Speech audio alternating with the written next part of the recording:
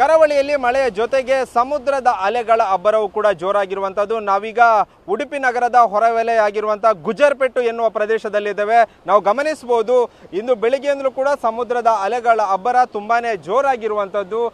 ಯಾಕಂದ್ರೆ ಸಮುದ್ರ ಮಧ್ಯಭಾಗದಲ್ಲಿ ಉಂಟಾಗಿರುವಂತಹ ಹವಾಮಾನ ವೈಪರೀತ್ಯದಿಂದಾಗಿ ಈ ರೀತಿ ಅಂದ್ರೆ ರಕ್ಕಸ ಗಾತ್ರದ ಅಲೆಗಳು ಬಂದು ದಡಕ್ಕೆ ಅಪ್ಪಳಿಸುತ್ತಿರುವಂತದ್ದು. ಅದರಲ್ಲೂ ಪ್ರಮುಖವಾಗಿ ಉಡುಪಿ ನಗರದ ಹೊರವಲಯ ಆಗಿರುವಂತಹ ಅಂದ್ರೆ ಮಲ್ಪೆ ಸಮೀಪದ ಗುಜರ್ಪೆಟ್ಟು ಪ್ರದೇಶ ಏನಿದೆ ಅಲ್ಲಿ ಈಗ ಸಮುದ್ರ ಒಂದು ಕಡಲ್ ಕೊರೆತ ತುಂಬಾನೇ ಜೋರಾಗಿರುವಂತದ್ದು ನಾವು ಗಮನಿಸಬಹುದು.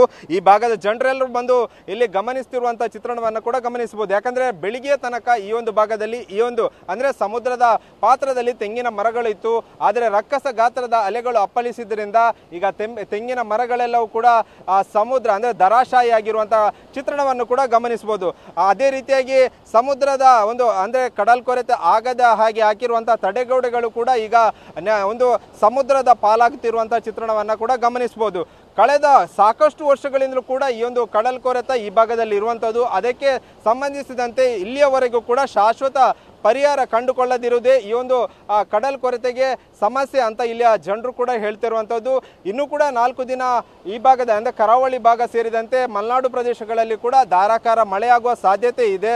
ಆ ಹಿನ್ನೆಲೆಯಲ್ಲಿ ಸಮುದ್ರ ಪಾತ್ರದ ಜನರಾಗಿರ್ಬೋದು, ಅದೇ ರೀತಿ ನದಿ ಪಾತ್ರದ ಜನರು ಕೂಡ ಎಚ್ಚರಿಕೆಯಿಂದ ಇರಲು ಸೂಚನೆಗಳನ್ನು ಕೊಟ್ಟಿರುವಂಥದ್ದು. ಅದೇ ರೀತಿಯಾಗಿ ರಕ್ಕಸ ಗಾತ್ರದ ಅಲೆಗಳ ಅಬ್ಬರ ಜೋರಾಗಿರುವುದರಿಂದ ಮೀನುಗಾರರು ಕೂಡ ಸಮುದ್ರಕ್ಕೆ ಇಳಿಯದಂತೆ ಎಚ್ಚರಿಕೆ ಕೊಡುವಂಥ ಕೆಲಸವನ್ನು ಕೂಡ ಜಿಲ್ಲಾಡಳಿತ ಮತ್ತು ಹವಾಮಾನ ಇಲಾಖೆ ಮಾಡಿರುವಂಥದ್ದು.